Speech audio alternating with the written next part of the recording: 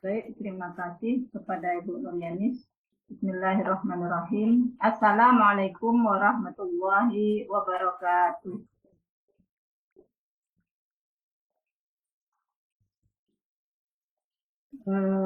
Sebelumnya mohon maaf tadi disebutkan Kemenak Pelelawan, Kemenak Kabupaten Siak. Ya, jadi ya lupa itu. Baik, sebelum kita lanjutkan, untuk perkenalan sudah disampaikan tadi oleh Ibu MC kita, Bu Hadiah Nuryanis. Dan pada kesempatan kali ini, pada sesi 5 ini, kita akan membahas tentang identifikasi kesulitan pembelajaran PAI jenjang SD, SMP, SMA, dan SMK. Bagaimana suara saya dapat didengar dengan jelas, Bapak Ibu? Alhamdulillahirrabbilalamin wa bihi nasta'in ala umuri dunya wa din. Asyhadu an la ilaha illallah wa la syarika lah wa asyhadu anna Muhammadan abduhu wa rasuluh la nabiyya ba'da. Allahumma shalli wa sallim ala sayyidina Muhammad wa ala ali sayyidina Muhammad. Bapak Ibu PP yang kami hormati dan Bapak Ibu guru PD profesional 1 yang sudah hadir masuk ke ruang Zoom ini, kami ucapkan terima kasih. Selamat kita bertemu kembali, selamat kita sama-sama belajar dan berbagi, berdiskusi di sini nanti dalam hal pendalaman materi PAI pada sesi 5, identifikasi kesulitan pembelajaran PAI. Salawat kita kepada Rasulullah Sallallahu Alaihi Wasallam, semoga kita tergolong umatnya yang telah senantiasa mendapat syafaat beliau. Amin ya Rabbal Alamin. Allahumma sholli ala Muhammad wa ala alihi. Bapak Ibu yang kami hormati, pada materi kali ini, jika kita membahas tentang kesulitan, tentu kita harus beranjak dari apa sih kesulitan itu. Kalau kita ingin menuju suatu tempat, ada sesuatu yang menghambat, maka akan terjadi kesulitan. Contoh, kita mau berangkat ke sekolah, ban Hondanya kempes. Ini sesuatu yang menghambat, maka terjadi kesulitan dalam perjalanan kita mencapai tempat tujuan. Kalau dikaitkan dengan proses pembelajaran, maka kesulitan di sini adalah sesuatu yang menghambat dalam proses pembelajaran. Jadi, jika ada sesuatu yang menghambat pada diri peserta didik kita, maka peserta didik kita itu mengalami kesulitan dalam pembelajaran. Nah, pada materi ini fokus kita adalah pada PAI. Ini. Namun, faktor-faktor penyebab kesulitan belajar secara umum itu sangat besar ya, hampir sama dalam faktor penyebab kesulitan itu hampir sama terhadap peserta didik kita itu dalam mempelajari pelajaran apapun, baik umum maupun terutama PAI ini. Jadi faktor penyebab itu tentu Bapak Ibu sudah tahu. Nah, pada kesempatan kali ini bukan bermaksud menyampaikan materi, tapi dari awal tadi oleh Bapak Ibu PP sudah menggambarkan bahwa refreshment ini sifatnya kita akan mengulang kembali materi-materi yang sudah Bapak Ibu PD peroleh pada TOT PD kemarin. Yang nantinya Bapak Ibu PD hebat ini akan memberikan materi itu kepada guru tataran. Nah, jadi Bapak Ibu termasuk orang yang terpilih. Karena itu sesuai dengan titel PD-nya, ya kita harus PD saja. Nah, PD, percaya diri, jadi PD. Nah, jadi bagaimana kita harus terus berupaya. Karena memang PPKB itu dalam rangka terus berupaya meningkatkan kompetensi kita. Jadi menggali potensi yang ada dalam diri kita untuk terus belajar dan terus belajar. Karena kita punya amanah ini, maka kita harus terus mau belajar. Nah, untuk itu bukan berarti yang terpilih di PP ini sebetulnya sudah luar biasa, tidak. Ini kebetulan saja kemarin ikut rekrutmen PP, kok lolos. Nah, itu sebetulnya seperti hal yang ya ketidaksengajaan. Seperti saya mencoba-coba saja. Dulu kan pernah. Jadi kalau kita lihat mekanisme dari PPKB, ini kan kita dulu PK online. Dari hasil PK online nilai tertinggi dipanggil untuk ikut TOT tahun 2019 itu. Dari TOT itu waktu itu belum ada lagi tindak lanjut dari PPKB ini, senyap aja. Nah, setelah itu tiba-tiba bagi mereka yang sudah punya sertifikat TOT disilahkan untuk ikut mengikuti rekrutmen PP. Nah, sementara ilmu kita belum ada waktu itu, karena masih senyap aja, memang belum ada tindak lanjut dari mekanisme kegiatan ini.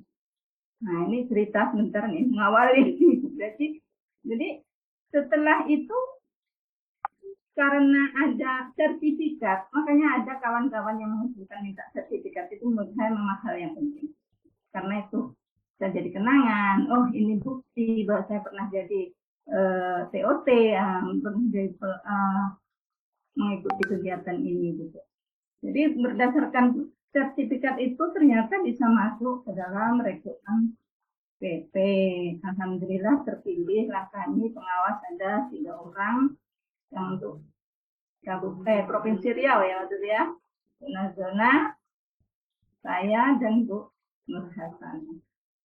Alhamdulillah. Jadi ini merupakan amanah, beban berat bagi kita semua Bapak PD.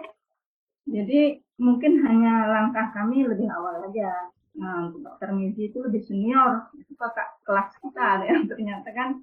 Jadi masalah ilmu kita sama-sama terus mencari. Nah, jadi belum tentu yang dianggap PP ini, nah itu sudah luar biasa, belum tentu, sangat-sangat masih perlu belajar terus dan terus belajar. Oke, lanjut. Tadi sudah kita sampaikan oleh narasumber atau PP yang lain bahwa refreshment sifatnya mengulang kembali, bahwa bahan tayang yang disediakan oleh tim pelatih itu akan kita berikan kepada guru-guru sasaran kita ketika kita melaksanakan kegiatan. Nah, bahan tayang yang ada itu tadi sudah disampaikan juga boleh kita sesuaikan. Boleh kita perbaiki sesuai keinginan kita, tapi tidak keluar dari desain. Tidak keluar dari desain iCare. Ingat yang disampaikan Ibu Nuryanis tadi. Recording in progress. Itu adalah iCare. Apa itu iCare? Introduction. Introduction itu terdiri dari apa saja dalam suatu PPT. Jadi kita PPT itu tidak masuk bahan tayang secara umum yang disampaikan oleh PD kepada guru sasaran itu tidak berisi materi panjang lebar. Tapi kalaupun seperti yang disampaikan di pengajian, kita masukkan. Karena supaya kita lihat materi kita, oh ini mengarahkan kita. Tapi bahan tayang secara umum berdasarkan olah iCare itu, introduction pertama berisi judul sesi. Jadi di sini saya coba berbagi layar.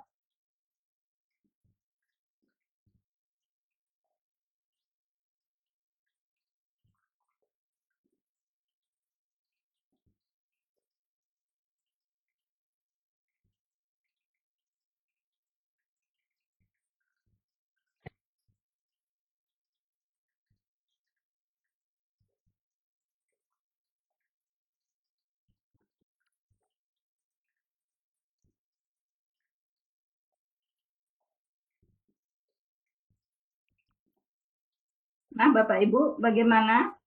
Bisa dilihat layar kami? Belum? Belum.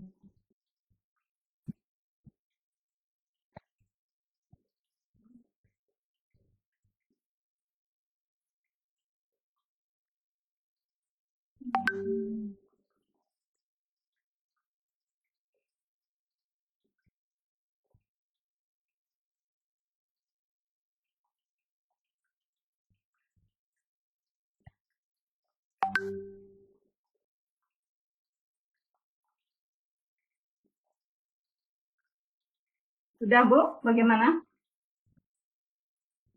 Belum. Oh, nggak mau. Share screen-nya.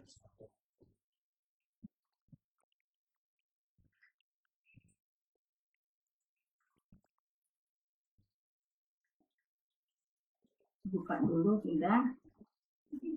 Ya, buka dulu Pak file bahannya.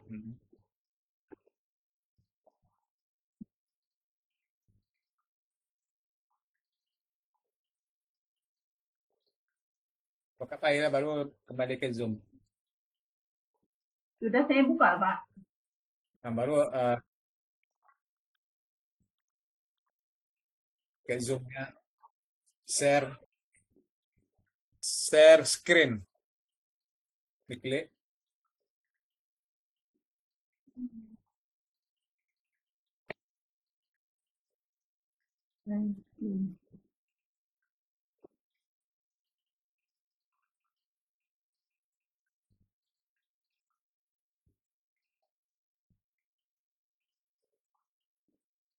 Oke.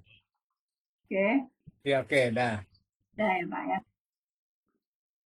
Baik, Bapak Ibu yang saya hormati, kita lihat di sini pada slide pertama, kedua, ini adalah tema. Jadi ini masuk judul sesi, itu masuk introduction 1. Ini introduction 1. Latar belakang juga introduction 1. Ini yang menambahkan I-Care tadi. Jadi setiap materi yang akan kita sampaikan pasti memiliki latar belakang. Latar belakang dari isi-isi materi yang akan kita sampaikan. Kalau terkait kesulitan pembelajaran PAI, di sini yang pertama elemen akidah. Kesulitan guru dalam membangun keterampilan berpikir tentang akidah. Nah, kita tahu akidah ini suatu keyakinan. Keyakinan itu tak dapat nampak dilihat. Bagaimana keyakinan itu tertanam dalam diri peserta didik kita. Jadi ini suatu kesulitan seorang guru dalam membangun keterampilan tentang keyakinan yang dimiliki oleh didik kita. Tujuan utama akidah kan memperoleh keyakinan yang kuat mengenai hal yang wajib diimani, tidak terlepas dari rukun iman. Nah, sejauh mana kita mampu meletakkan, kita mampu menanamkan dan membangun pijakan berpikir akidahnya, terutama dalam mengesahkan Allah atau tauhid kepada peserta didik kita. Ini suatu hal kesulitan. Jadi latar belakangnya dari materi identifikasi kesulitan belajar, khususnya elemen akidah, ini dia. Nanti langkah selanjutnya, ini dari latar belakang dari semua elemen. Kedua, mengidentifikasi kesulitan peserta didik dalam membaca dan memahami Al-Quran. Nah, tentu kesulitan yang dialami peserta didik jenjang SD, SMP, SMA, dan SMK tentu berbeda-beda. Ingat, faktor kesulitan belajar tadi ada di antaranya faktor intern, faktor ekstern. Bisa saja bagaimana kondisi peserta didik kita secara intern, siswanya fisiologinya atau fisiknya, atau juga intelijensinya, dan dari segi psikologisnya bagaimana, kondisi psikologisnya. Maka karena itu seorang guru harus mampu menjajaki hal itu sebelum masuk kepada pembelajaran. Jadi dalam pembelajaran kurikulum merdeka ada namanya asesmen diagnostik. Nah, disinilah fungsi asesmen diagnostik ini dalam rangka memetakan profil peserta didik kita. Anak didik kita ini sebelum mengikuti pembelajaran kita harus tahu menjajaki fisiknya gimana ini. Sehatkah dia? Kok dia dalam kondisi lesu? Kok kondisi dia ceria? Nah, jadi ini nanti sangat besar pengaruhnya terhadap peserta didik kita dalam mengikuti pembelajaran selanjutnya. Itu cara gambarannya. Nanti tentu anak SMP beda lagi, berbeda-beda, tapi tidak terlepas dari faktor penyebab kesulitan intern maupun ekstern, maupun lingkungan keluarganya bagaimana, faktor sosialnya bagaimana. Jadi kalau kita lihat sangat banyak hal-hal yang dapat mempengaruhi kesulitan pembelajaran peserta didik kita. Jadi seorang guru harus disitulah harus mampu menjajakinya. Kalau yang sekarang sering disebut asesmen diagnostik tadi, melihat bagaimana profiling anak ini, latar belakangnya, keluarganya, gaya belajarnya, apakah dia kinestetik, apakah dia auditori, apakah dia visual. Nah, jadi inilah letak kita harus mampu mengidentifikasi kesulitan baik elemen ketiga, elemen Al-Quran, elemen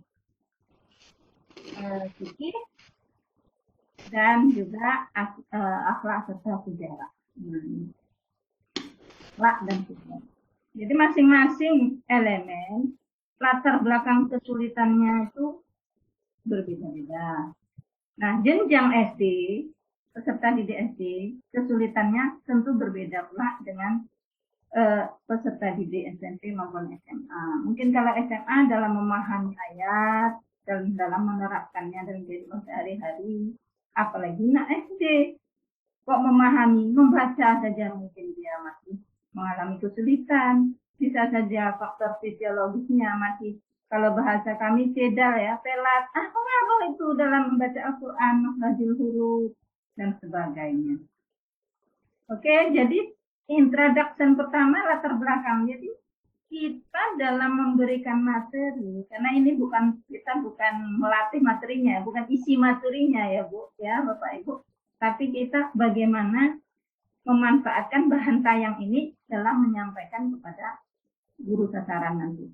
Jadi kita alurnya tidak terlepas dari latar belakang dasari dari tema sesi itu. Yang kedua, baru masih introduction itu, yaitu yang tidak bisa dilepaskan, yaitu tujuan. Apa sih tujuan mempelajari materi ini? Apa sih tujuan akhirnya? Di sini ada tujuannya 4. Jadi setiap kegiatan pasti punya tujuan. Setiap pembelajaran pasti ada tujuan. Kalau tidak ada tujuan, tidak jelas nanti arahnya. Nah, itu memang sudah basic kita dari dulu. Dalam memberikan materi harus tagih tujuannya itu sampai apa tidak, tercapai apa tidak. Oke, tujuan dari mempelajari sesi ini mengidentifikasi kesulitan pembelajaran pada aspek Al-Quran. Pertama, peserta dapat mengidentifikasi kesulitan siswa dalam pembelajaran aspek Al-Quran. Apa saja? Kita pilah-pilah, kita kelompok-kelompokkan dalam hal elemen Al-Quran apa dan hadis. Mungkin dalam membaca ayat, mungkin dalam penerapan hukum tajwid, mungkin dalam hal memahami ayat dan mengaitkannya dengan hadis. Jadi itu bisa dilihat di mana? Di modul ayat. Jadi Bapak Ibu mengarahkan pada peserta agar mereka mempelajari modul ayat. Selanjutnya yang kedua, peserta dapat mengidentifikasi kesulitan siswa dalam pembelajaran elemen fikih. Kalau fikih ini terkait hal muamalah, ibadah, syariah. Jadi itu semua tentu kita tidak terlepas dari materi perjenjang. Kalau SD tentu berbeda, mungkin masih dasar, SMP dan SMA itu Bapak Ibu dapat menyesuaikannya sesuai jenjang masing-masing. Secara umum inilah identifikasi kesulitan siswa dalam pembelajaran aspek fikihnya apa saja. Kalau kita tahu fikih ini kan berdasarkan syariah ya, muamalah ya. Jadi apa yang menjadi kesulitan umum mereka? Mungkin dalam penentuan hukum, ya istinbat hukumnya. Jadi proses pembelajaran fikih, proses belajar yang membekali siswa agar mengetahui dan memahami pokok-pokok hukum Islam secara terperinci dan menyeluruh.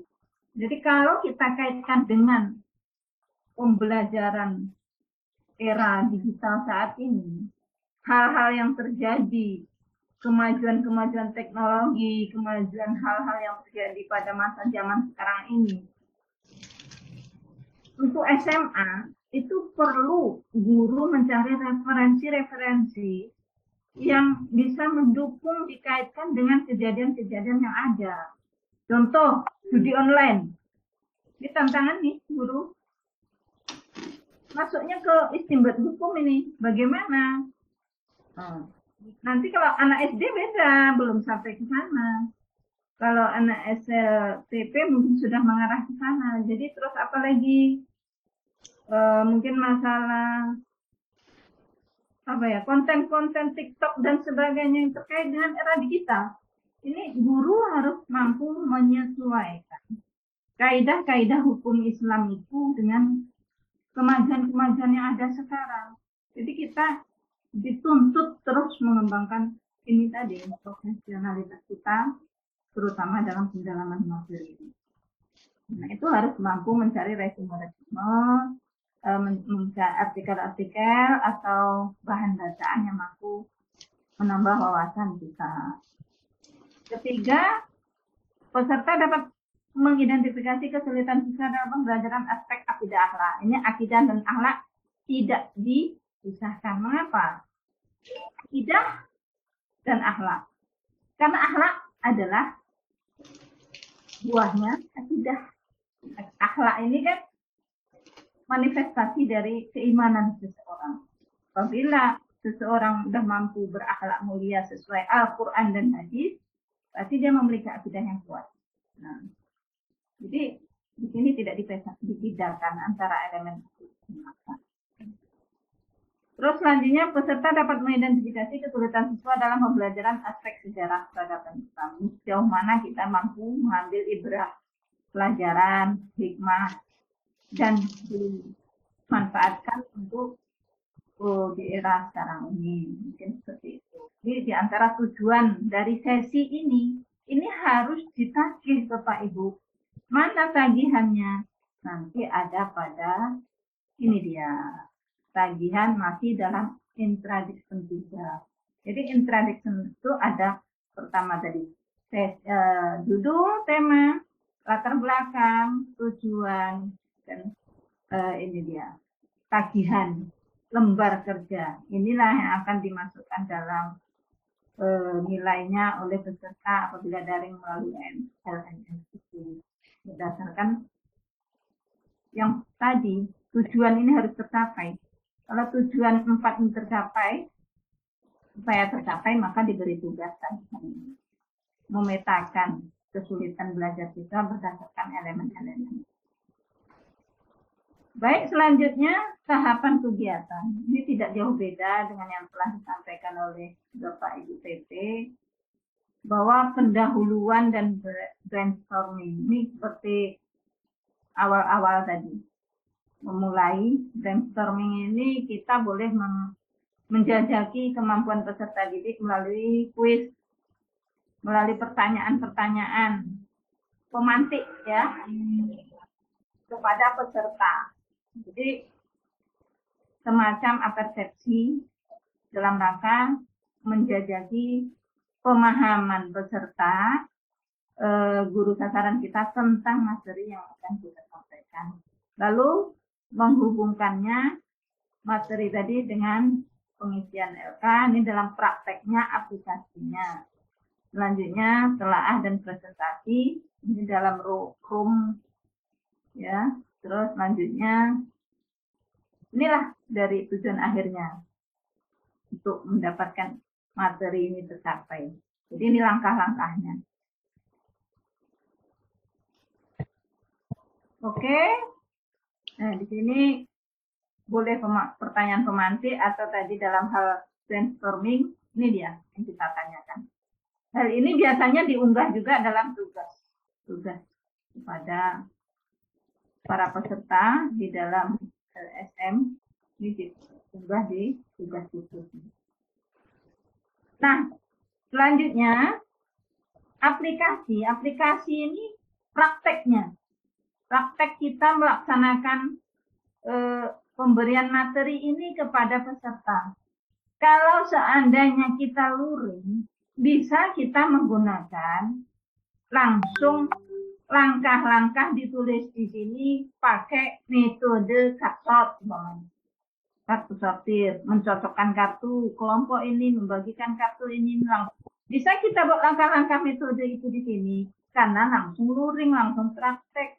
Tapi kalau seandainya kita daring, alangkah repotnya metode itu tidak sesuai. Jadi kita harus pandai dan tepat dalam memilih metode. Karena itu bahan tayang ini boleh Bapak Ibu rubah sesuai bagaimana enaknya Bapak Ibu menyampaikan nanti materi.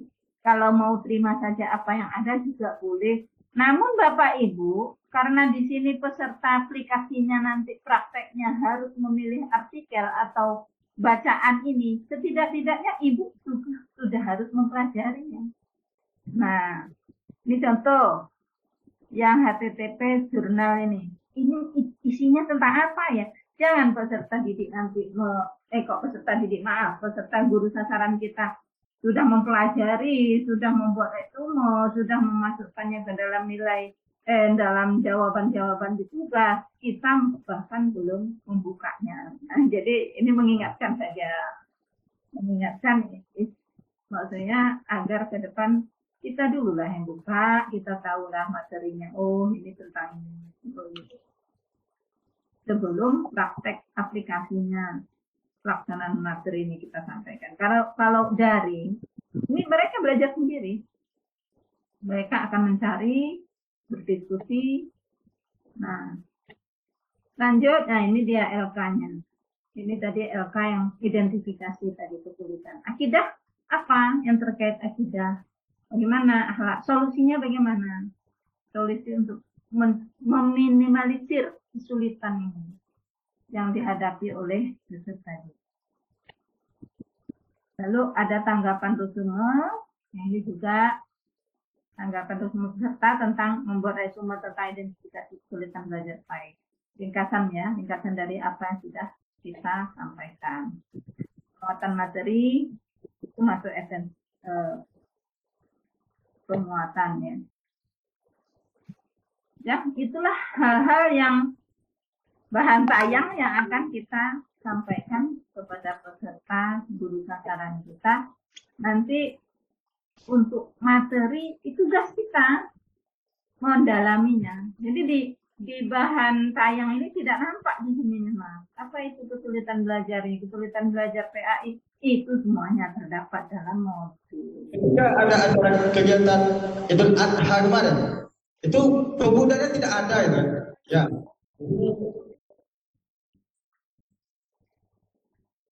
Oke, Bapak Ibu, mungkin Bu Nuryani akan menambahkan apa yang saya sampaikan. Silakan.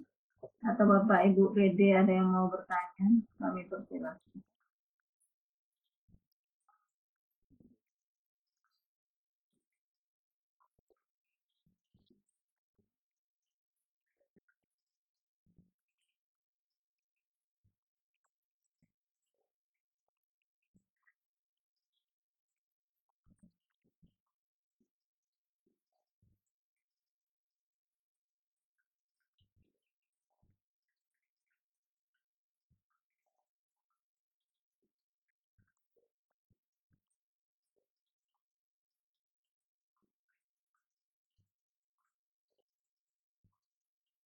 Saya Ibu tambahkan saja pendalaman terkait sesi. Silakan Ibu.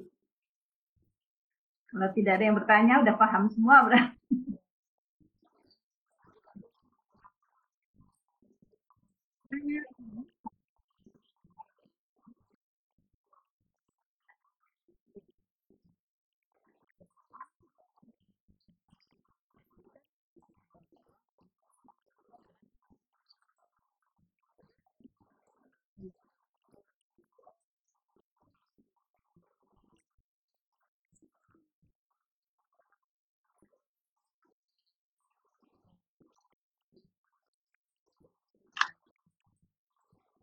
Kalau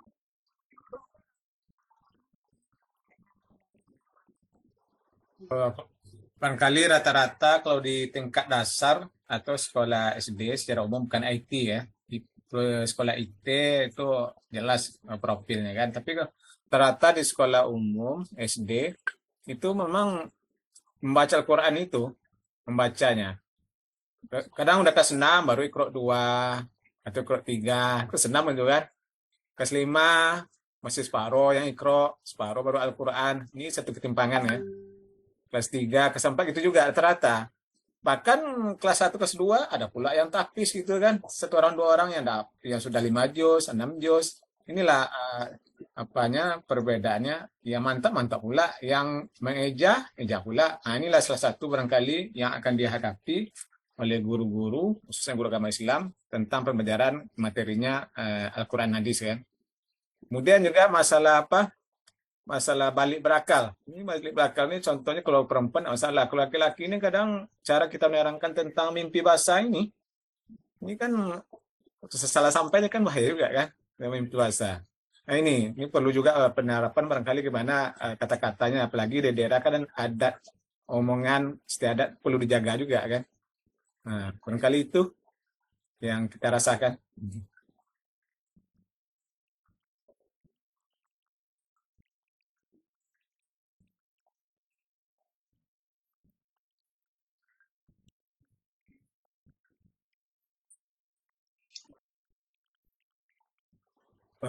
Memang disuruh MDA, tapi rata-rata dalam kelas itu ada yang MDA, ada yang tidak. Ada yang hanya mengaji di rumah saja, atau mengaji sama neneknya. Nah, itu yang jadi apanya. Mungkin barangkali masalah tingkat ekonominya atau orang tua tidak sempat ngantar kan. Memang ada juga rata-rata, paling dari sekolah lokal itu paling separuh yang MDA kan. Separuh. Sekolah lokal kan. Itu dia.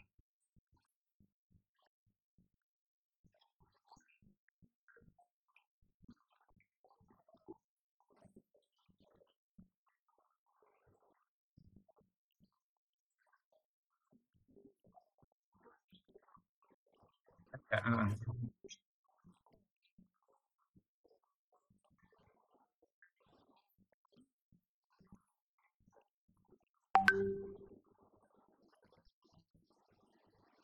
baik, nah, kalau kita lihat, memang kurikulum Merdeka ini menurut saya agak tinggi materinya.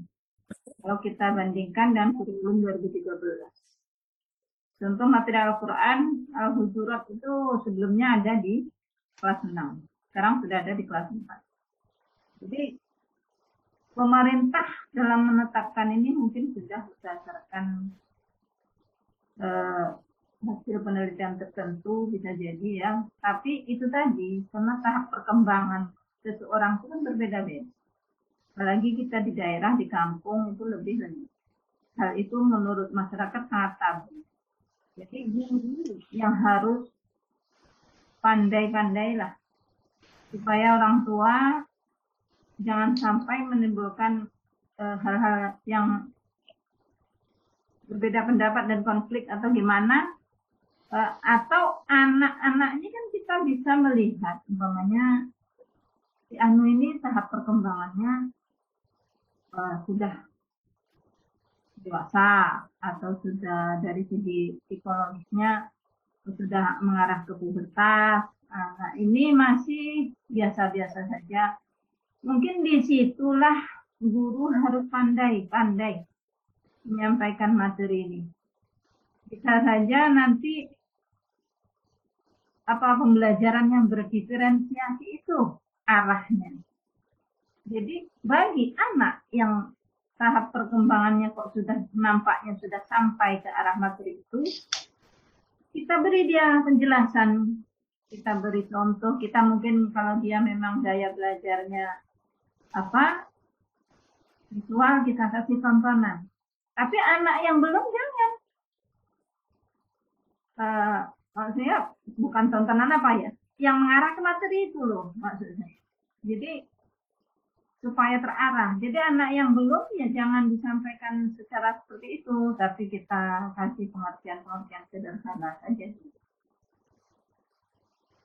Memang hal-hal seperti ini sulit bagi guru. Sulit. Karena materi ini apalagi sudah ada mandi wajib, sunabah dan sebagainya, bukan hanya mimpi basah bagi laki-laki. Jadi anak kadang bertanya. Bahkan anak yang memang polos itu dikiranya mimpi basah sih yang mongkol ketika tertidur itu. Ini dia. Jadi mungkin itu Bu Nuryanis arahnya mungkin pada pembelajaran berdiferensiasi kalau kita kaitkan dengan kurikulum merdeka. Tapi teknik di kelas bagaimana? Terus terang Bu, saya sendiri karena sejak jadi pengawas saya tidak praktek di kelas. Kadang saya membaca materi tentang pembelajaran berdiferensiasi. Disampaikan pening kan. Wadah pemuda nih. Bayangan-bayangan yang kemudian.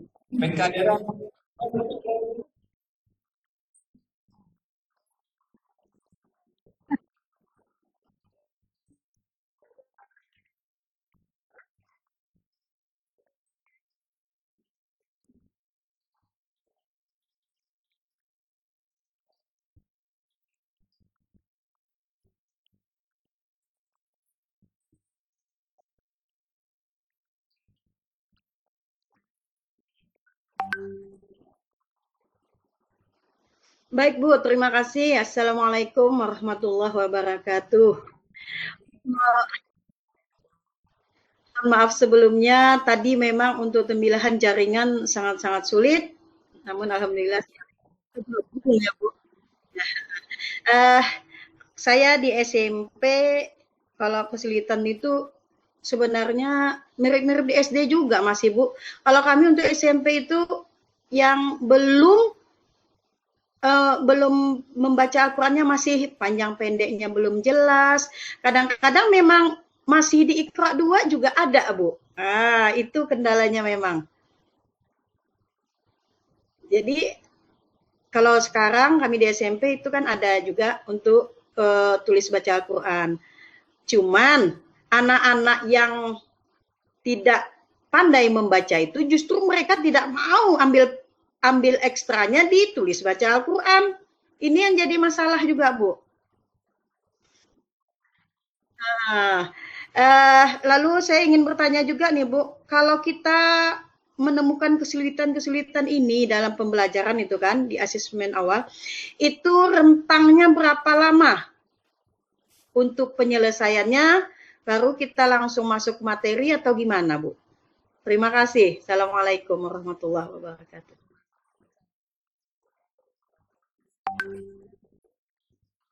Baik,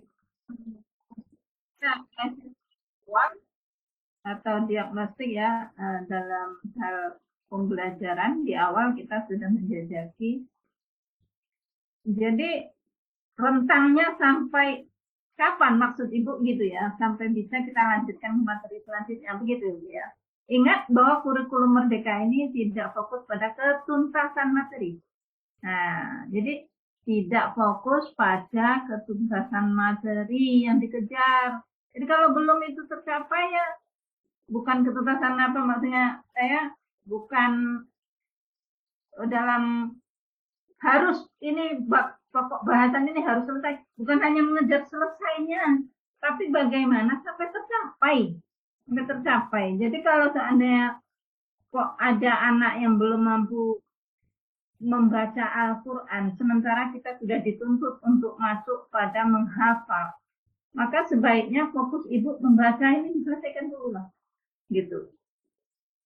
Nah, jadi kita harus fokus supaya anak ini betul-betul mampu mencapai tujuan yang kita harapkan, KKTP-nya. Jadi kalau dalam KKTP ada perlu bimbingan, mungkin dari sekian persen, 0 sampai sekian persen perlu bimbingan, kan begitu kan ya Bu Nurian ya. Nah, terus ada yang cukup, ada yang baik. Kalau sudah baik, yang baik itu boleh kita kasih lanjutkan materi yang baru. Nah, kalau yang belum tadi perlu diselesaikan gitu. Mungkin itu jawaban dari kami. Bagaimana menurut Bu Nurian ya? Ini Bu Nurian.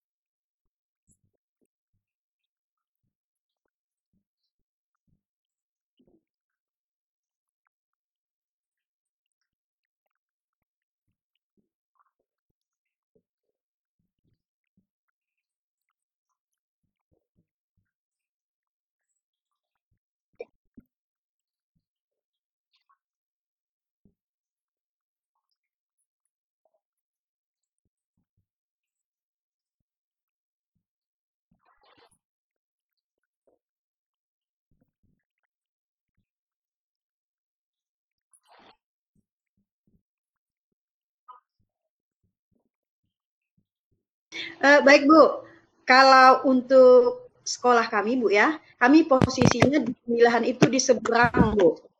Harus nyebrang laut, dari tepi laut itu sampai ke sekolah sekitar 2,5 km Bu. Jadi posisi sekolah kami di sana, kami tidak bisa memilih siswa Bu. Jadi tidak ada ketentuan anak harus punya sertifikat sudah pandai baca Al-Quran, anak sudah bisa segala macam syarat, tidak ada Bu. Jadi istilahnya kami tampung berapapun anak yang masuk. Dan itu pun yang tahun ini kemarin kami khawatir jangan-jangan tidak sampai 2 lokal kita dapat anak. Karena di sana juga ada MTS-nya Bu, MTS swasta. Ada lagi pondok baru buka, sehingga saingan itu berat. Bahkan memang kami sangat khawatir tidak cukup anak 1 lokal yang masuk gitu. Tapi ternyata dapat 2 lokal, dan sekolah kami memang masih sekolah kecil, seluruhnya baru ada 6 lokal Bu, 2 per tingkat.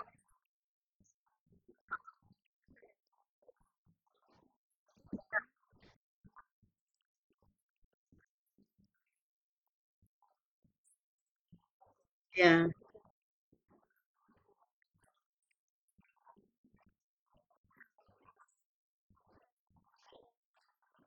Nimbrung Bu Anis. Halo Bu ya.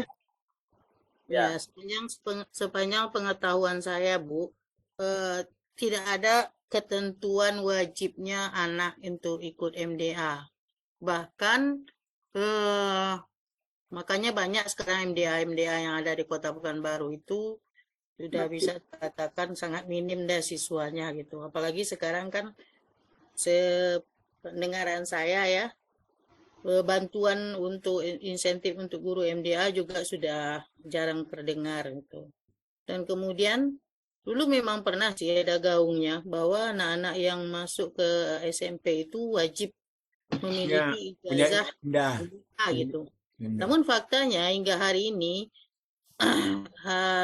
hal itu tidak terjadi, dan maaf Kemenak sendiri pun sepertinya antara serius dan tidak serius gitu mengurusin MDA ini, walaupun berada pada ASI tersendiri. Sehingga sampai hari ini saja dilema dualisme kepengurusan K3S di MDA itu saja tidak selesai sampai sekarang gitu. Itu jadi itu pertama. Yang kedua, beberapa sekolah yang mencoba untuk tegas kepada anak-anak yang belum mampu untuk membaca Al-Quran, bahkan itu bisa dipatahkan sekarang dengan adanya kurikulum Merdeka ini. Maksudnya apabila anak itu memang tidak mau dan tidak mampu dan tidak mau, ini dua hal yang berbeda ya. Tidak mampu dan tidak mau itu guru tidak bisa memaksa Bu Anis. Di sini kelemahannya memang Bu. Guru tidak punya kuasa untuk memaksa. Itulah dilemanya Ibu. Karena kebebasan konsep merdeka yang dipahami di sebagian orang itu ya, Anda tidak bisa memaksa anak untuk harus pandai gitu. Tidak bisa memaksa anak untuk bisa. Yang bisa dilakukan guru sekarang adalah hanya semaksimal mungkin mengajak.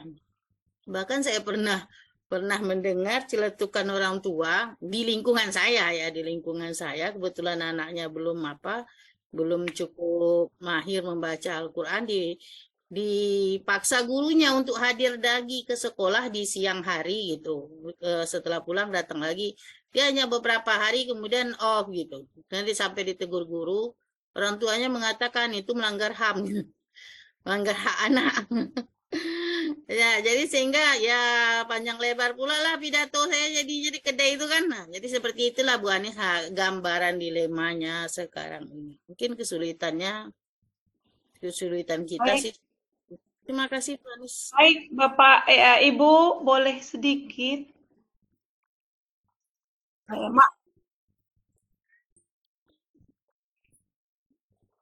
Ya, ditutup kamera saya dulu Bu. Lagi kalau dibuka kayaknya berkilat-kilat gitu. Kurang apa sinyalnya barangkali. Dengar suara Bu? Dengar suaranya Bu? Halo? Ya Bu, Desnita Bu. Tadi saya tergelitik pula dari keterangan Bu Nazona ya, karena saya juga mengalami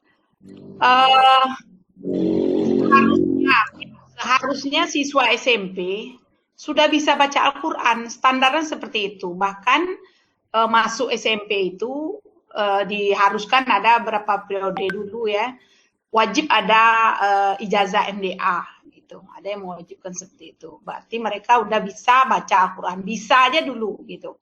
Tapi kenyataan yang kita terima, banyak sekali anak-anak itu yang belum lancar, bahkan belum bisa sama sekali.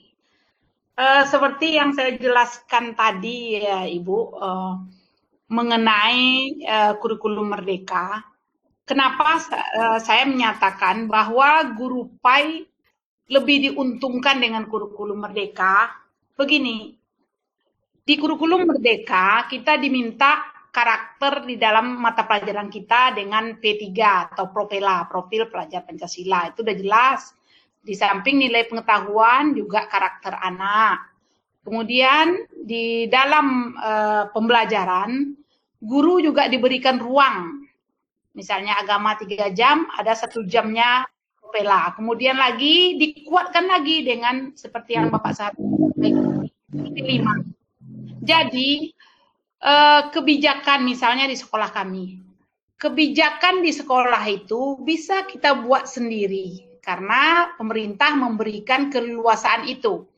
Jadi di awal tahun ajaran di KOSP-nya kita rapat dengan guru, orang tua, semuanya.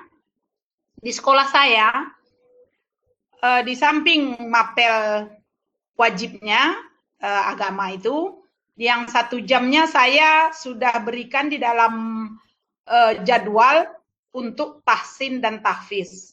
Kenapa saya berikan itu? Jadi hari Senin 2 hari kalau enggak salah ya, berapa menit menjadikan pembiasaan, karena di dalam kurikulum merdeka kita ingat ada praktik baik namanya, atau pembiasaan dulunya.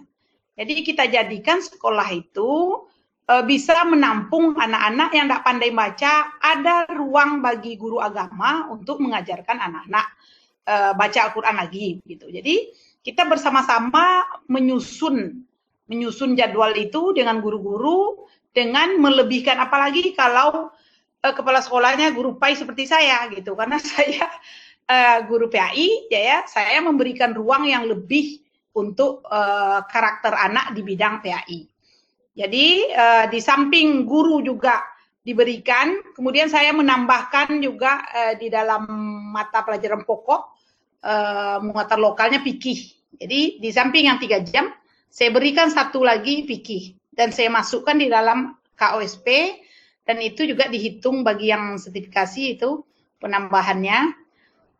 Kemudian saya tambahkan lagi ke ekstrakurikuler. Kemudian di dalam P5 dikuatkan lagi gitu. Propela yang ada di dalam mata pelajaran, karakter yang sudah muncul di dalam bidang studi masing-masing, tidak agama saja, semua bidang studi juga menginginkan siswa seperti apa yang mereka inginkan, siswa impian mereka seperti apa. Kalau guru PAI jelas mereka menginginkan siswa yang bisa mengaji, pintar berpidato, bisa bicara di depan umum, bisa menjadi imam, dan segala macam impian-impian guru PAI itu akan terwujud apabila kita berikan ruang. Mungkin bagi guru-guru juga kita bisa mereka berdiskusi sesama guru PAI, bekerja sama.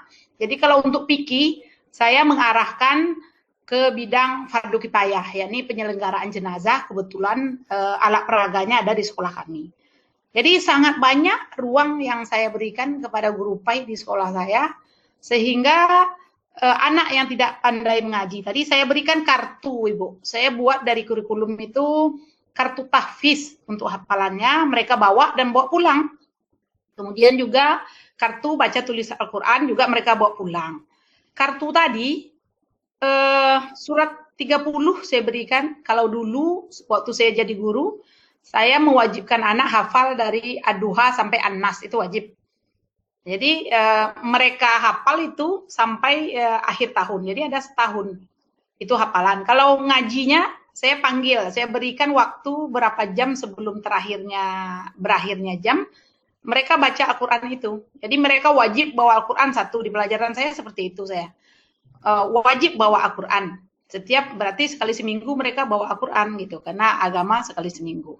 Jadi ada cara bagi guru kita untuk menuntaskan problema tidak bisanya anak-anak kita. Karena kenyataan tidak bisa kita tolak. Mungkin latar belakang keluarganya. Kalau kita tanya lebih parah lagi, Bu, bukan hanya Al-Quran. Sholat pun. Nah, kenapa tidak sholat?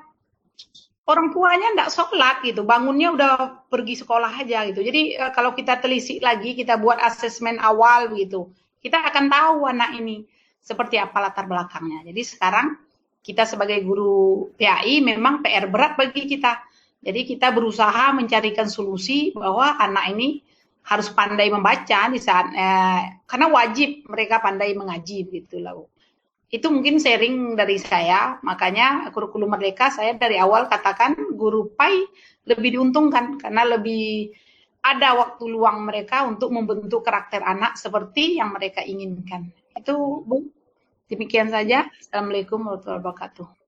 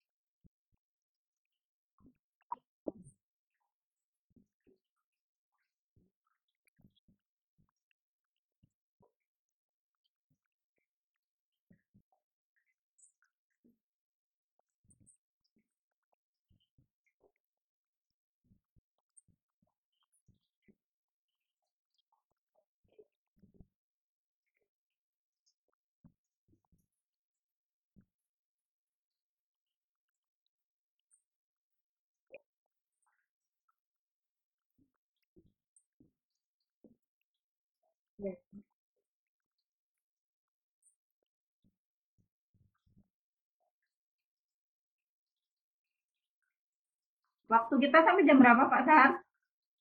Ini Pak, Belum asar. masih lama lagi. Materi masih ada satu nih. Nggak apa-apa, lanjutkan Bu. Materi saya juga sudah tersampaikan oleh kawan-kawan tadi. Tinggal nambah dikit aja. Saking semangatnya. Oh, nggak bisa gitu. Jadi materi saya sudah tersampaikan oleh kawan-kawan tadi. Jadi tinggal dikit saja. Saya menambah aja nanti. Oke, sedikit Bu Nur. Memang di lapangan beberapa awal tahun ajaran ini karena sudah IKM di beberapa sekolah ketika saya supervisi, saya fokus ini membawa instrumen terkait kemampuan peserta didik dalam membaca. Ada membaca, menulis, menghafal. Dan ini sudah beberapa sekolah saya masuki. Ternyata saya tanya ke guru PAI-nya. Bahkan dia bingung menjawab. Bapak, anak Bapak kelas 6 ada berapa siswa yang tidak bisa membaca Al-Quran? Kok bengong? Ada loh guru yang bengong. Berarti dia sama sekali tidak menguasai kompetensi anaknya. Kemampuan anak didiknya dalam membaca. Berarti di situ selama ini dia hanya mengajar. Menyampaikan materi. Sampailah KD itu ke anak. Dah. Apakah anak itu bisa membaca Al-Quran dengan baik dan benar? Ternyata tidak fokus di situ. Jadi temuan ini saya sampaikan kepada kepala sekolah. Kepala sekolah sudah saya tekankan, Bu, jangan hanya sampaikan materi. Jadi ini di lapangan memang sudah banyak terjadi. Jadi memang tidak bisa kita salahkan hanya kepada guru, tapi keterlibatan kepala sekolah tadi yang disampaikan Bu Des itu sangat mendukung dan dituangkan dalam KOSP. Nah, di awal tahun ajaran. Jadi ini memang perlu kerjasama dan kalau perlu memang tadi kerjasama juga dengan dinas pendidikan, aturan supaya anak masuk SMP itu tidak-tidaknya yang sudah mampu membaca Al-Quran. Ini diperkuat kembali. Mungkin itu saja tambahan dari kami atas waktu yang diberikan dari awal sampai saat ini. Waktu sudah habis nampaknya. Saya ucapkan terima kasih dan mohon maaf jika ada kekurangan. Langsung saya tutup nih ya Bu Nur. Terima kasih atas waktu yang diberikan dan mohon maaf jika ada kekurangan atau hal-hal yang kurang berkenan. Wabillahi taufiq wal hidayah. Assalamualaikum warahmatullahi wabarakatuh. Waalaikumsalam warahmatullahi wabarakatuh.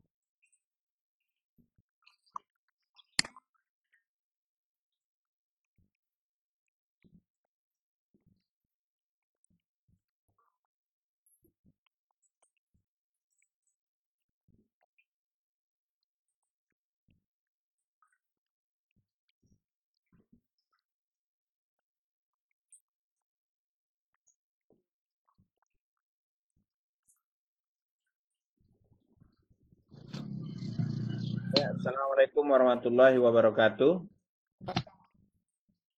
Bismillahirrahmanirrahim. Wassalatu wassalamu ala asyrofil anbiya'i wal mursalin wa ala alihi wa sahbihi ajmain.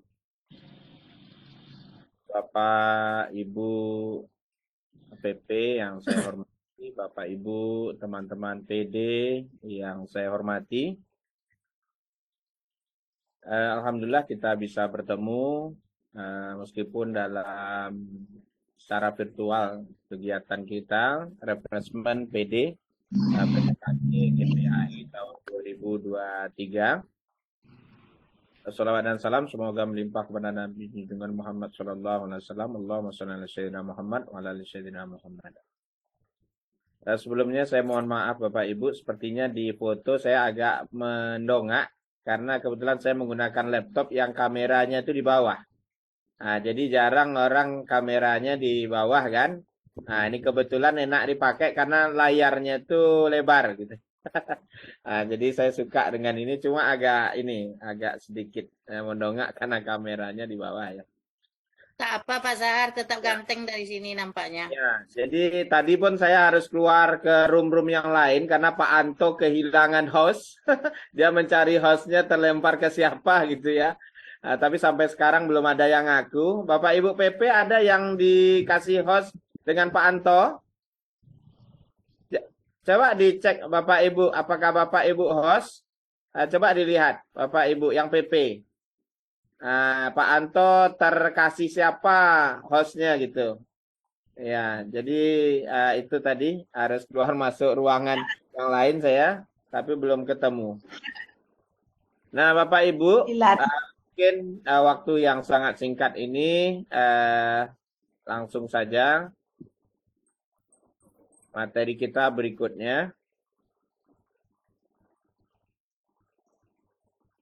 Ya, saya share screen dulu.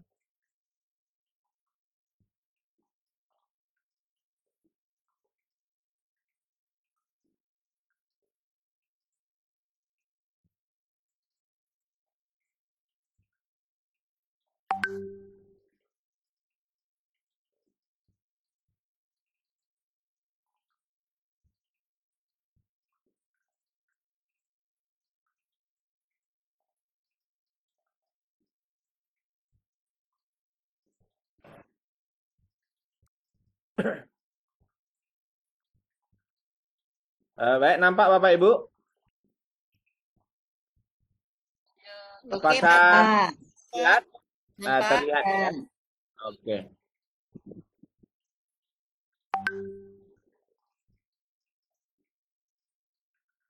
Bentar ya, ada ini.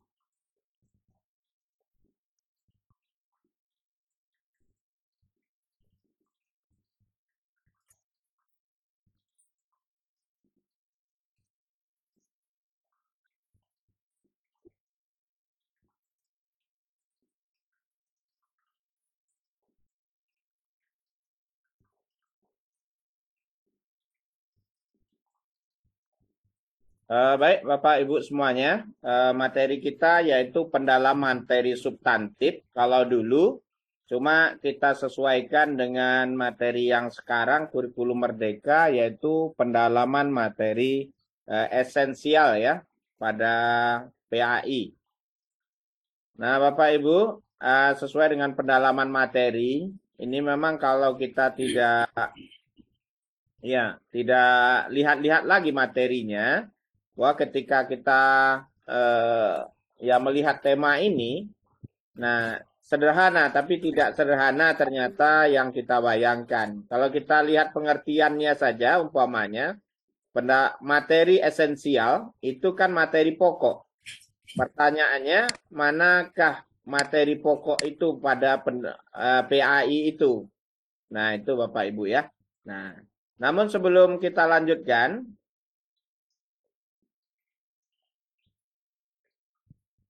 ini jaringannya agak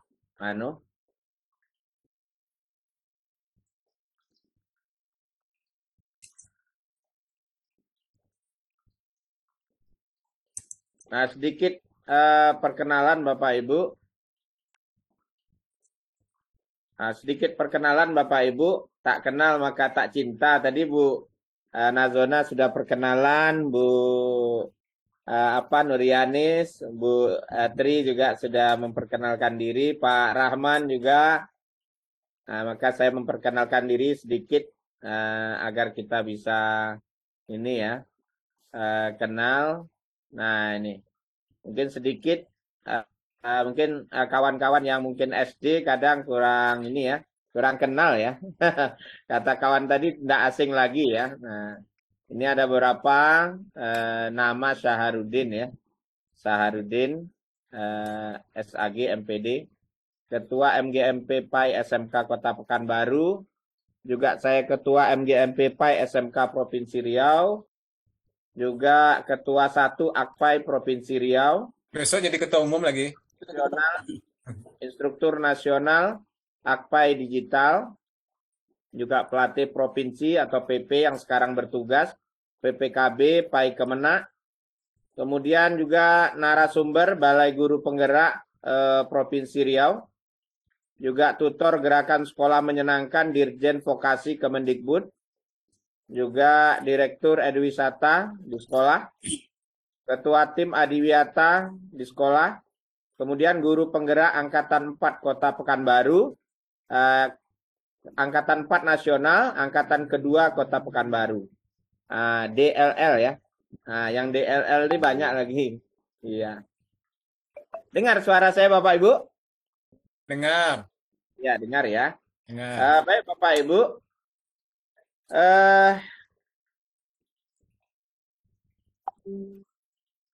Baik, kita ke sini dulu. Baik, kita masuk materi pada pendalaman materi substantif ya atau esensial ya.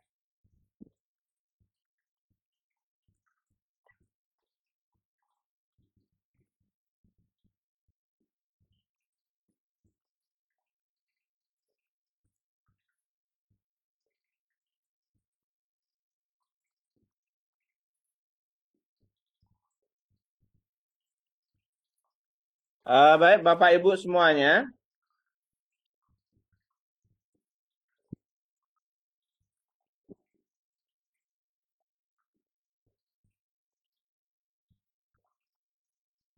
Bentar, belum.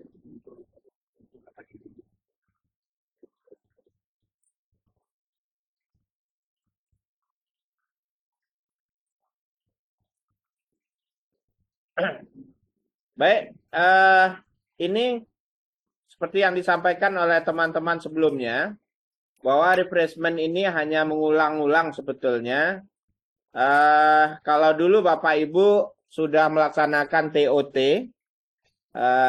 Training of Trainer, untuk PD, yang itu ya menentukan kelulusan Bapak Ibu dalam mengikuti seleksi ya, pelatih daerah.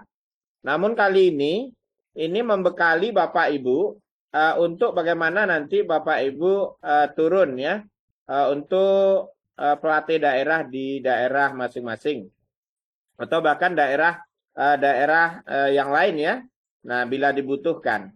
Nah, oleh karenanya nanti modul materi maupun bahan tayang dari setiap materi itu yang seperti yang kami gunakan tadi dari pemateri pertama, termasuklah bahkan moderasi beragama yang disampaikan oleh Pak Kanwil, itu semuanya sudah ada. Nah, ini yang perlu kami sampaikan. Jadi jangan khawatir. Namun, untuk revisi ini tidak mudah. Oleh karena itu kita memang harus merevisi sendiri. Jadi bahan tayang itu Bapak Ibu silakan direvisi sesuai dengan perkembangan Bapak Ibu. Sesuai dengan perkembangan. Ya, bisa direvisi sesuai dengan perkembangan. Seperti contoh, ketika bahan tayang dan modul ini dibuat, PPKB ini kan dulu masih menggunakan Kurtilas ya, kurikulum 13. Maka ketika direvisi, itu banyak yang belum direvisi disesuaikan dengan kurikulum Merdeka. Apalagi kurikulum Merdeka pun sudah ada beberapa kali pergantian dalam ketentuannya ya. Nah, Bapak Ibu, jadi seperti itu. Bapak Ibu, sekali lagi perlu kami sampaikan, modal Bapak Ibu yang pertama sebagai PD, mau tidak mau, Bapak Ibu harus buka-buka ya. Bekal kita yang utama. Apa bekal kita yang utama? Tadi sudah disampaikan oleh Bu Nuryanis. Ini mohon menjadi perhatian kita semuanya. Tentang regulasi atau landasan dalam menjalankan kurikulum itu sendiri ya. Kurikulum Merdeka. Maka ada beberapa undang-undang, Permendikbud ya, atau ketetapan atau keputusan ini ya, badan kurikulum standar badan kurikulum ya. Kemudian asesmen nasional ya. Nah, itu ada beberapa peraturan yang Bapak Ibu harus kuasai. Tentu Undang-Undang Nomor 20 Tahun 2003 itu yang utama tentang Sisdiknas. Jadi ini mohon menjadi perhatian. Yang pertama adalah Undang-Undang Nomor 20 Tahun 2003 tentang Sisdiknas. Yang kedua tentang ya, slide-nya belum berganti ya. Memang belum, Bu. Ini belum. Ya, belum. Ini baru pengantarnya, Bu Nuryanis. Nah, ini karena biar dicatat oleh kawan-kawan nanti untuk memperkuat apa yang sudah disampaikan Bu Nuryanis tadi. Kemudian peraturan pemerintah ya, nomor 4 tahun 2002 tentang perubahan PP 57 tentang standar nasional pendidikan. Kemudian yang terpenting juga adalah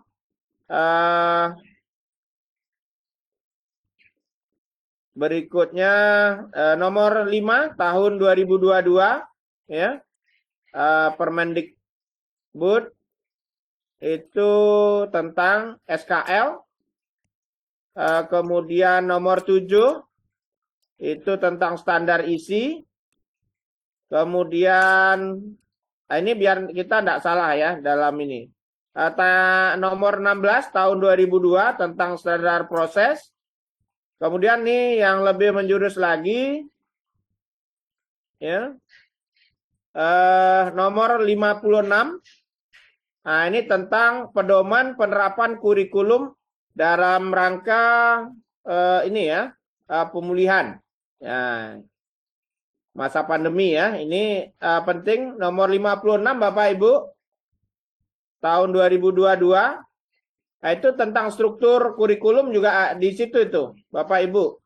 Tentang struktur kurikulum, tentang mata pelajaran, jam-jam ya, asesmen dan lain sebagainya itu di situ ada. Kemudian CP tadi sudah disampaikan, itu nomor 33 yang terbaru tahun 2022, itu ketetapan Ketua Balai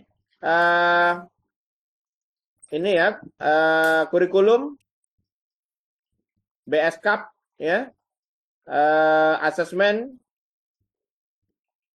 kemudian tentang profil pelajar Pancasila nomor 9 tahun 2022.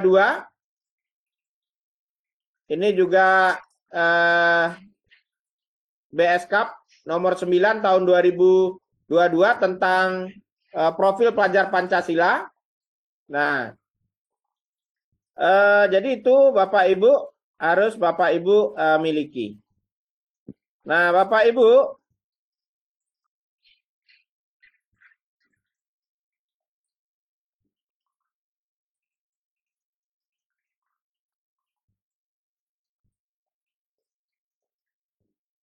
bentar ya.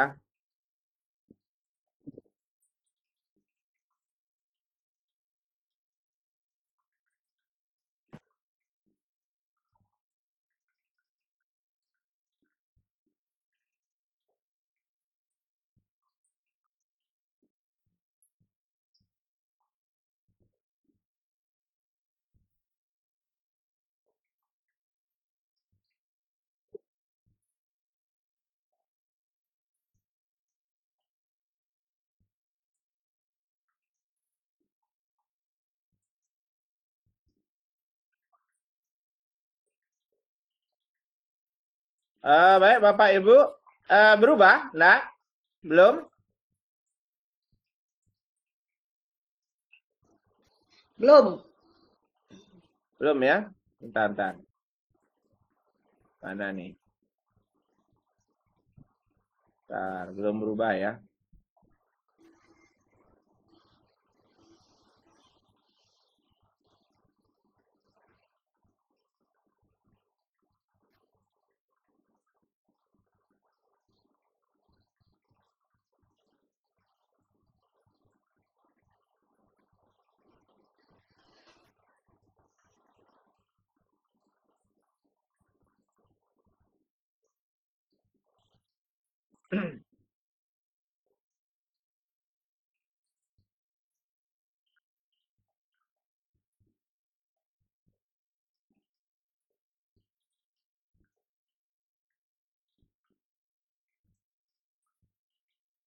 Ada.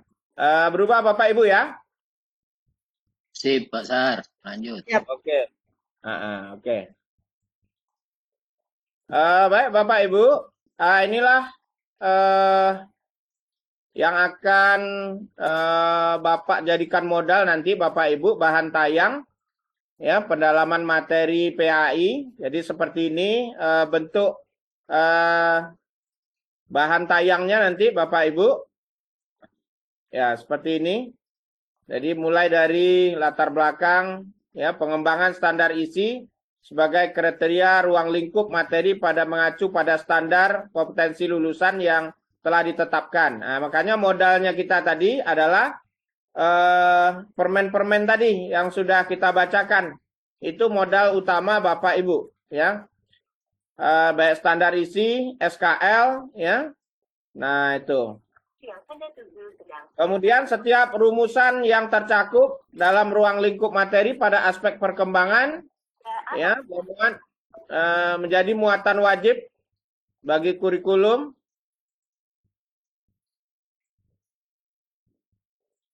Ini kemudian berikutnya. Nah, landasan hukum ini masih yang lama Bapak Ibu. Jadi nanti ini bisa diganti dengan landasan hukum yang saya sampaikan tadi. Nah, ini belum ada yang baru. T1 lawan T2 bisa main, poli. Nah, belum ada yang baru Bapak Ibu. Landasan hukumnya ini Bisa. juga perlu disampaikan nanti ke kawan-kawan guru ya. Jadi kawan-kawan guru harus tahu ya, tahu bagaimana landasan-landasan ketika untuk pendalaman materi PAI ini. Kemudian tujuan tujuan dari materi pendalaman materi ini, yang pertama mencermati isi pendalaman materi substantif atau sekarang diganti dengan materi esensial ya. Nah, pada PAI. Yang kedua, memetakan isi pendalaman materi substantif atau esensial pada SD, SMP, SMA, dan SMK. Kemudian mengevaluasi isi pendalaman materi substantif atau esensial PAI pada semua jenjang nih ya. Kebetulan ini tertulis SMA, SMK. Nah, kemudian merumuskan isi pendalaman materi substantif. Itu. Kemudian tagihannya Bapak Ibu, nanti Bapak Ibu tagihan ke peserta guru yang mengikuti PPKB nanti, yang pertama adalah presentasi pendalaman materi substantif pendidikan agama Islam. Nah, jadi membuat presentasi ya.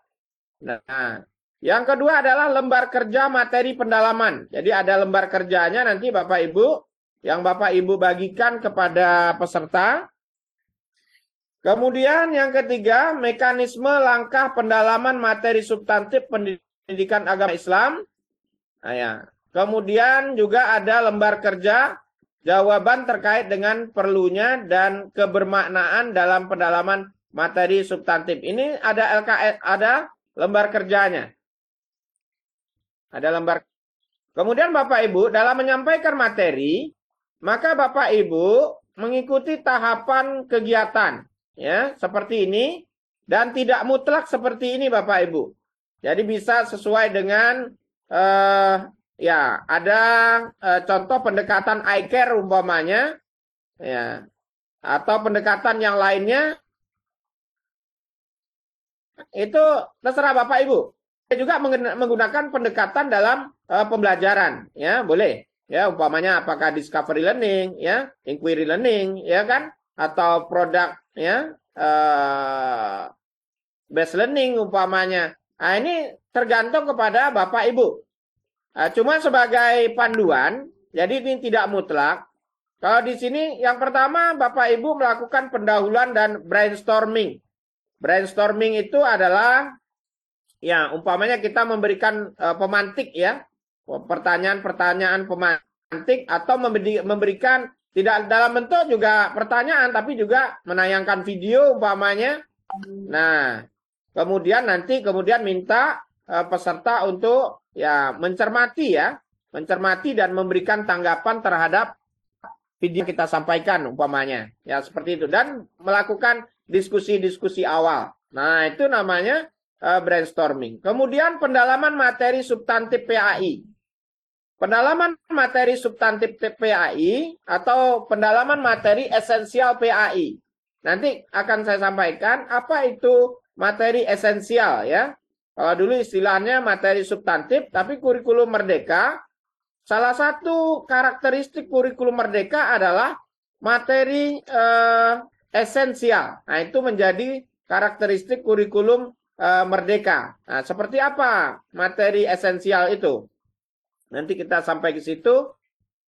Kemudian kita mengidentifikasi referensi rujukan utama dalam pembelajaran PAI. Nah, itu. Jadi ini kita mengkaji tentang aturan-aturan ya. Nah, permen-permen atau ketetapan-ketetapan yang dilakukan oleh Badan Standar Kurikulum dan Asesmen. Nah, itu ya, BSKAP ya, yang menerbitkan ya ketetapan nomor 33 itu. Nah, itu BSKAP ya. Kemudian juga nomor 9 tentang profil pelajar Pancasila. Jadi di sini materinya mengidentifikasi referensi apa saja ya dalam merujuk untuk sebagai rujukan dalam melaksanakan pembelajaran PAI. Setelah itu ditelaah. Nah, dari materi-materi itu maka ditelaah ya, ditelaah. Apa itu penelaahannya? Maka mulai dari CP tadi menyambung yang sudah materi sebelumnya yang sudah disampaikan oleh Bu Nuryanis, yaitu analisis, CP, TP, ATP ya. Nah, ini juga sepintas ada di sini. Nah, karena memang dia saling berkaitan. Ini ya, nanti ada LK-nya semuanya. Barulah sampai pada bahan ajar PAI. Nah, jadi meskipun kita Pro 1, itu juga kita harus menguasai juga bahan ajar, ya. Bahan ajar juga harus kita kuasai gitu. Jadi ini tahapan dalam pendalaman materi PAI Bapak Ibu. Nah, ini bentuk lembaran kerja Bapak Ibu yang nanti Bapak Ibu akan bagikan kepada peserta instrumen pendalaman materi ya. Nah, ini contohnya ya. Ini contoh aja. Nah, ini bisalah kita pahami nanti. Nah, kemudian setelah mengerjakan LK itu, maka yang pertama peserta memberi refleksi tentang pengalaman pelatihan BIMTEK ini. Nah, menyangkut dengan pendalaman materi umpamanya ya. Kemudian yang kedua, peserta menuliskan hal-hal yang sudah baik dan dipertahankan. Ya, kemudian peserta menuliskan hal-hal yang perlu diperbaiki ya. Nah, karena ini materi terakhir, maka ini harus dilakukan oleh Bapak Ibu. Kemudian peserta menuliskan saran atau ide perbaikan. Kemudian Bapak Ibu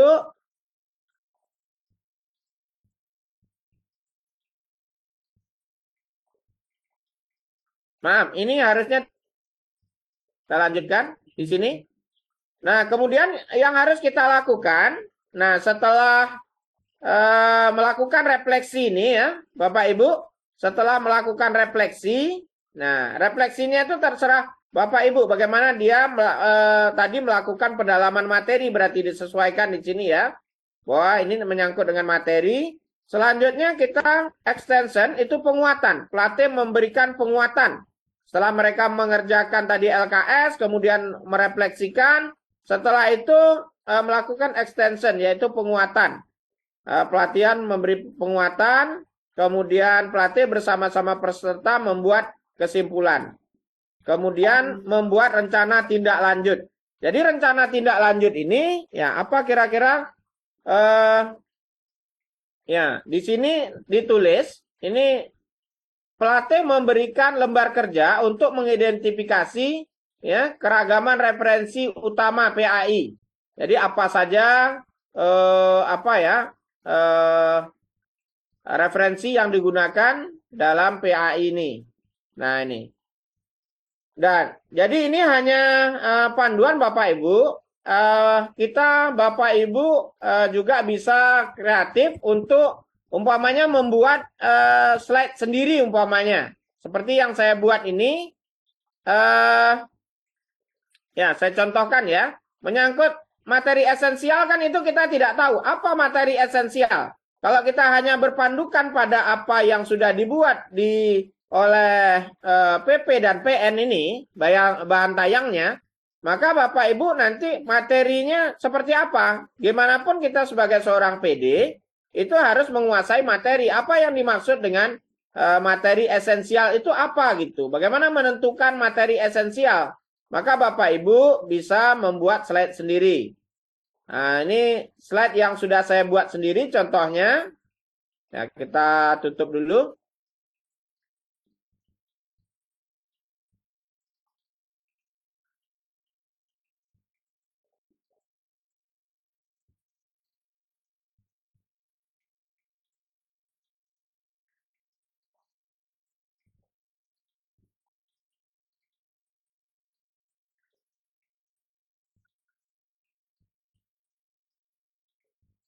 Bukan.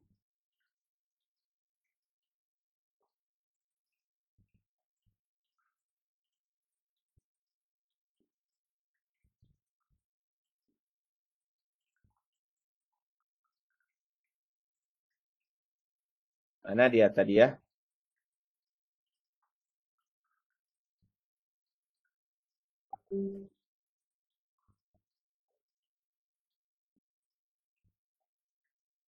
Bentar ya.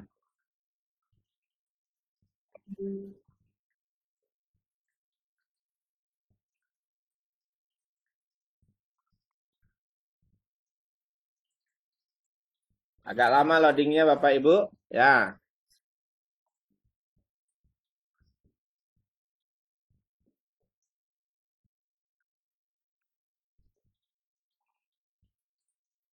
Ya, masih loading. Kita tunggu.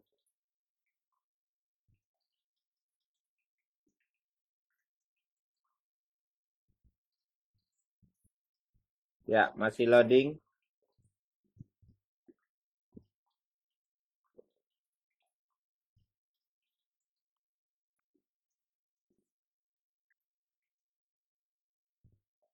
Agak lama dikit nih.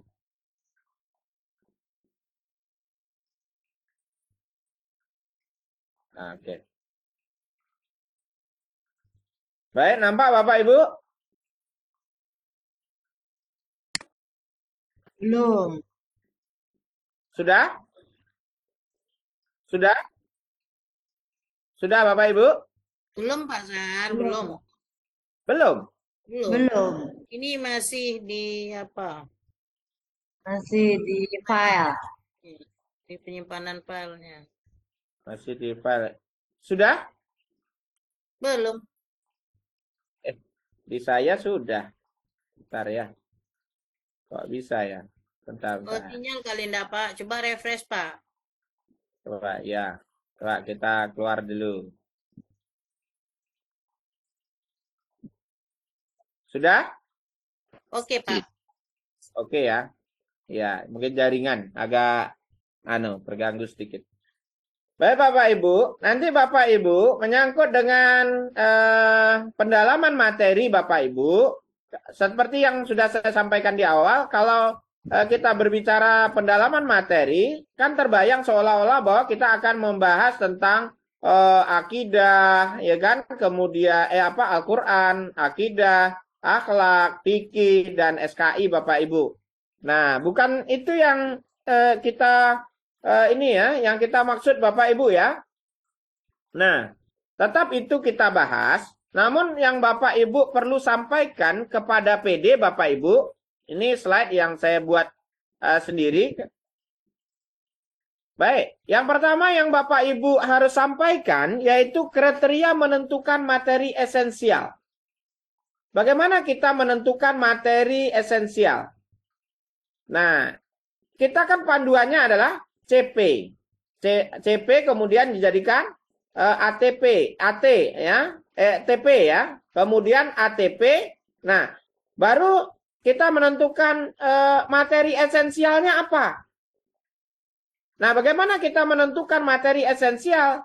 Nah, kriteria menentukan materi esensial yang pertama adalah melihat urgensinya. Penting nggak materi itu diajarkan?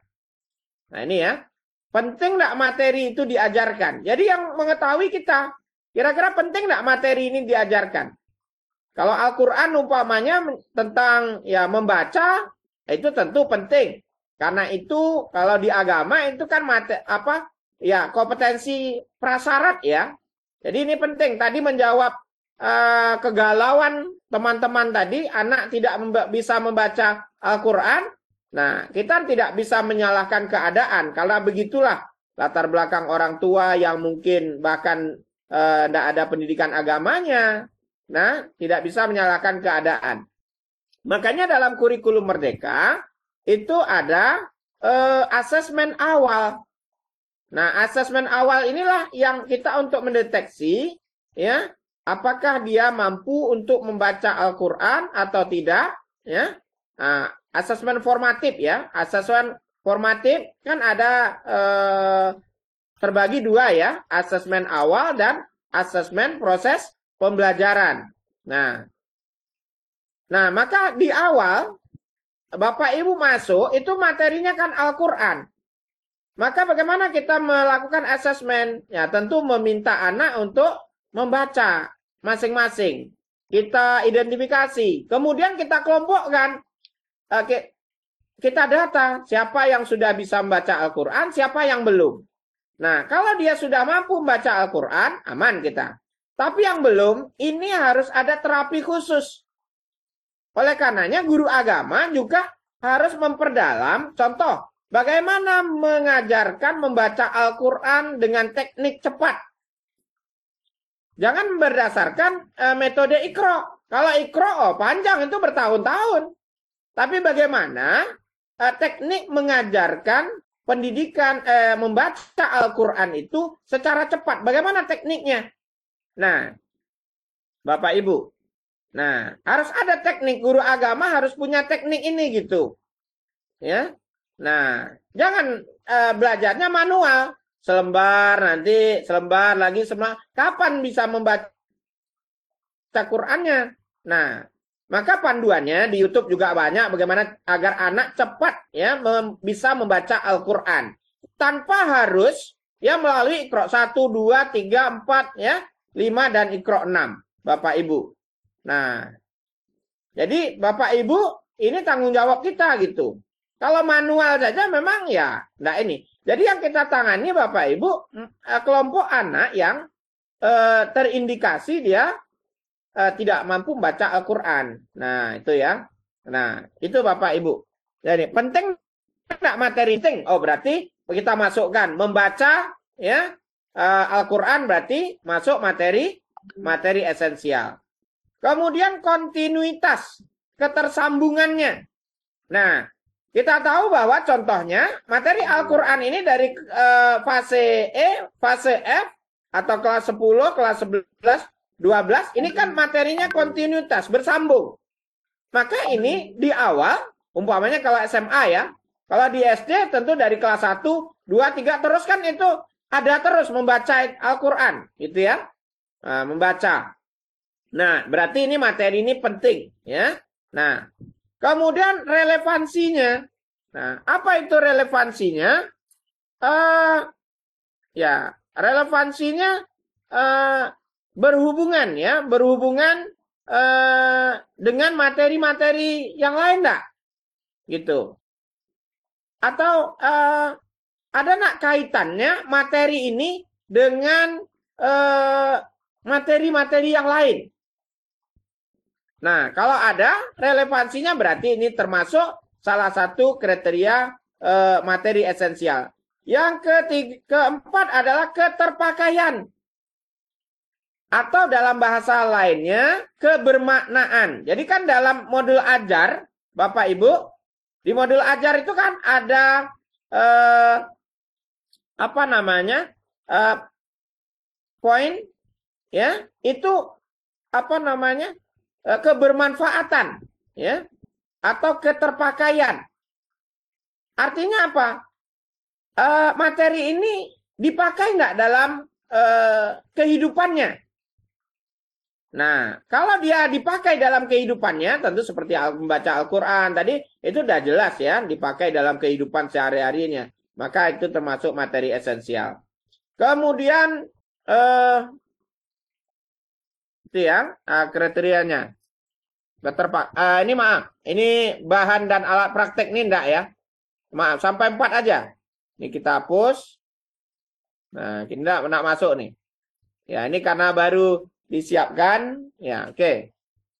Berikutnya yang penting Bapak Ibu, tadi ini kriteria menentukan materi esensial. Yang kedua yang penting Bapak Ibu harus menyampaikan jenis materi pembelajaran.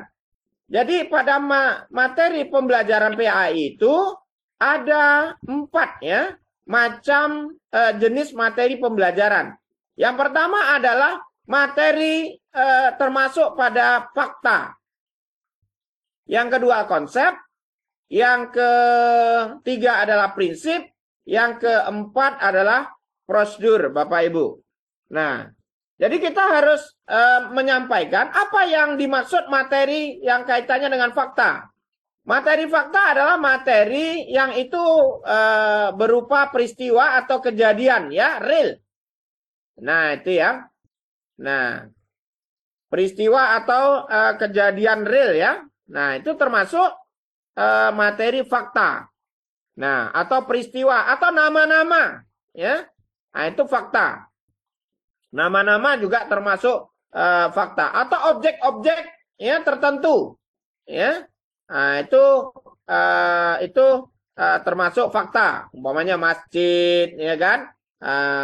Apalagi umpamanya orang kurban, umpamanya berkurban, ya. Nah, itu fakta. Kemudian ada materi yang bersifat konsep.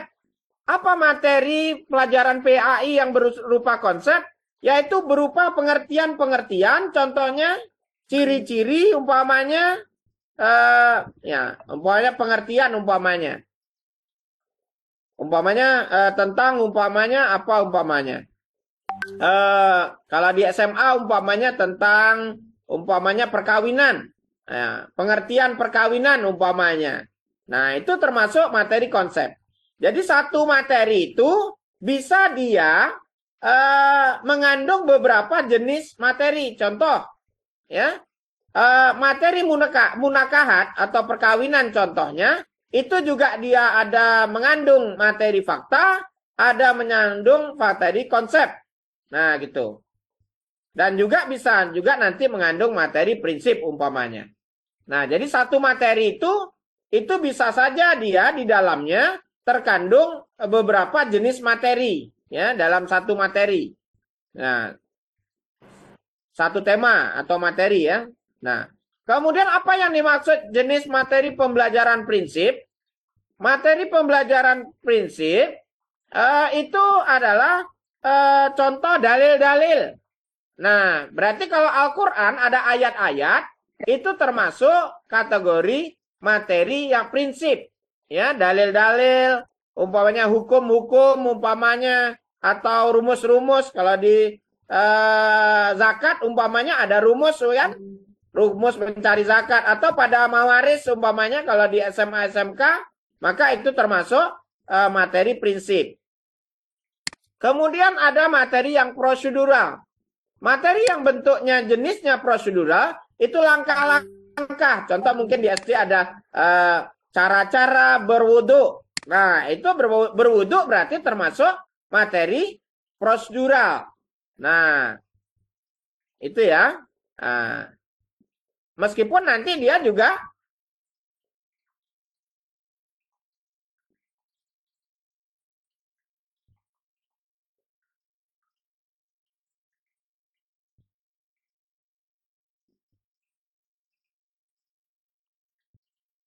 Antu Recording barusan in nelpon progress. Pak Darimus. Insya Allah Pak Darimusnya nutup nanti, Bu.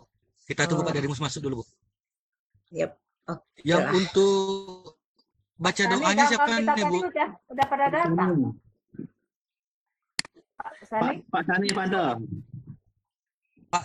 Pro 1 yang belum kayaknya nih. Bu Anis. Yang baca doa Pak Buya Sani Sani. ya? Ya. Ini aja baca doa. Oke, sip. Pro Kita tunggu Pak 1. Ridwan masuk dulu. Pro 1 udah masuk. Udah. Pro 1 ini. DD1 udah banyak tuh, Pak. Pro 1 tadi masih presentasi Pak Sahal.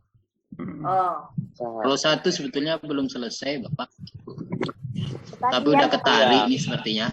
Udah ketarik kami. Tarik aja lah Panto, semua Panto. Tarik paksa. Panto, tarik aja semua yang Iya. mari. Tarik paksa aja, Pak. Hurufnya sudah hurufnya sudah dihapus. Iya, masih Orang Pak jam Sahal 3 masih ada setengah presentasi. jam. Jadi nggak enak nih tarik paksa. Tarik paksa Ah, aja, Pak. iya. Udah 24 menit sekarang. Kena tarik paksa, ayo. Terasa Dibubarkan banget. Satpol PP namanya. dong. Iya. Keenakan ngobrol lah. Lah mau kenal nih. Kajian. Diskusi. Keenakan diskusi maksudnya. Ya Pro 1 tuh ngaji dalil deh. Oh iya. Hanya pendalaman materi itu panjang. Iya. Banyak dalilnya kan Pak Gizi. Lalu Adam tuh. Kalau Gambarnya. kami PD1 orang yang merancang-rancang aja ya. Suka rancang-rancang aja. Pak Host, Pak Admin, izin mungkin Iya, ada barangkali teman-teman kita yang menyampaikan beberapa saran, pendapat di dalam hal kegiatan ini, Bapak Ibu, ya Atau mungkin harapan bisa, harapan barangkali. ya Mungkin bisa diakomodir Pak Admin ya sebelum ditutup acaranya atau Pak kasih masuk ke room ini atau nanti di saat Pak kasih berada bisa diberikan kesempatan gitu. Ya, nanti kita tunggu Pak Kasih masuk. Setelah Pak Kasih masuk kita buka acara penutupannya. Nanti uraiannya nanti mungkin pertama kita dengarkan kalau memang ada usulan-usulan. Setelah itu nanti ditutup dengan doa, baru Pak Kasih yang menutupnya nanti Pak. Iya. Jadi biar Setuju, Pak. biar Pak Kasih dengar juga. Setuju Pak Anto. Oke, siap Pak. Ya, terima kasih. Mohon izin Pak Anto Yap. juga Bapak yang lain. Mau Ya, Bu. bertanya sedikit boleh Pak? Boleh banyak pun boleh Bu. Terkait kegiatan refreshment kita dari kemarin sampai hari ini, mungkin saya yang terlewat karena jaringan, tapi Ya. saya belum mendapatkan tentang bagaimana cara memberikan tugas, menilai, dan lain-lainnya lewat LMS sebagai PD kepada GS. Itu apakah di luar dari kegiatan ini nanti bagaimana Pak ceritanya? Terima kasih. Nanti ditelepon Ibu. Itu udah dijawabin Bu. Dari kamar siapa tuh yang tahu? Ayo. Ayo. Satu ya. Luar biasa jawaban yang jitu ya. Singkat Jawaban paling ampuh. Bagaimana Pak? Seharusnya itu tadi di sama PP ibu tanyainnya, enggak sama Pak Anto. Karena tadi tiba-tiba disuruh ke grup besar, saya pikir mungkin di dalam Di grup awal besar itu, ini, seharusnya gitu, di besar. awal tuh. Ini Kalau kompetensi kami berapa kemarin Ibu di ini? awal. Pet satu kayaknya Bu Rita. Dari pet satu. Ibu Rita Pet di satu. grup. Ya, Ibu Rita di Siapa grup. PP-nya Bu Rita? Bu Rita Ya, Rita Bu. di grup WA. PP-nya siapa? Ya, di PP-nya kami nih Bu Islamia, Pak Sani nih Bu Emi. Oh. Ayolah. Bu Rita tidak menyimak, ada di grup WA sudah saya Betul, nggak nyimak. PPT Semalam. dan Ya, makanya saya video bilang tadi penguasaan Ibu LMS bisa itu, jadi karena saya keluar masuk jaringan. Oh iya kan, iya. Bu. Oke Bu Rita, ada di grup. Di grup Oke. sudah saya kirim PPT penguasaan LMS dan videonya langsung sekalian. Makanya Pak Ismail kemarin sudah bisa masuk. Oh, Tapi kita ini kan akun kita kan tidak diaktifkan dari pusat. Biasanya itu kalau kita menggunakan LMS itu kita dipilotin dulu di siaga itu. Makanya kita tidak fokus ke situ, hanya pengenalan. Tapi di grup WA sudah saya kirim itu. Terima Bu kasih Bu. Islami ya ternyata. Iya, iya Pak Ucu. Ucu ganteng nampaknya di kamar jago. Ucu. PP jago. Ucu Siap, udah Bro. nampaknya di gambar Ucu. Oh itu kanda kanda est ya? Iya. Wah, Masya Allah, Iya, kanda Pak Islamiyah. Kepsek, Pak Kepsek. Dasar kanda Islamiyah. Ya. Kan pede jago tuh atuh dah asli orangnya tuh. Ah, iya, Dia iya. tuh kan. Atuh nanti Iya. lagi tuh. Siapa jago tuh Pois? Bagi-bagi ilmunya Pak Zurki. Yang perempuan ada nggak kira-kira? Suara Pak Juri belum dibuka.